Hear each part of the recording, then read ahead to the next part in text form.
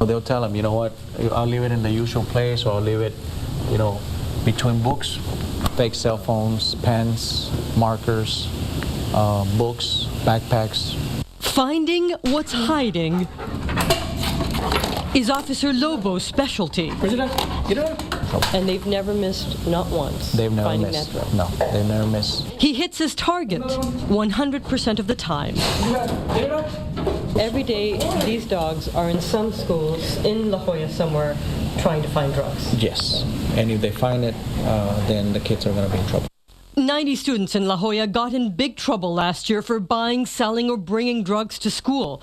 La Jolla Independent School District's police chief says he needed drug dogs to sweep the classrooms, bathrooms, hallways, and lockers. The students who were selling the drugs were hiding drugs for the students who were buying them. They even go up to the ceiling and they hide them in there. We put a GoPro camera on Lobo to see how he does his job.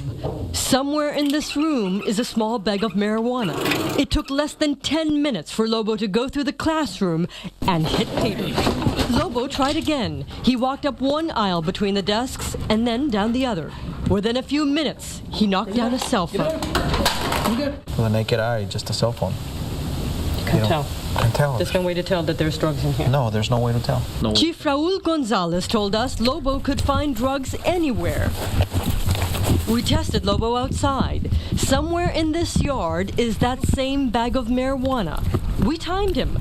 Less than 2 minutes later, Lobo found the drugs. So you found drugs like this inside trees here? Yes. Lobo and another dog are now going through heavy-duty training for another drug. All of a sudden, the kids were starting to substitute the marijuana with synthetic drugs. So that's where we realized we have a problem. Quite a few cases. Chief Gonzalez says officers started seeing students coming to school high and getting aggressive. Students told officers they were buying synthetic drugs at smoke shops. He says students who live in La Jolla are surrounded by all kinds of drugs. This is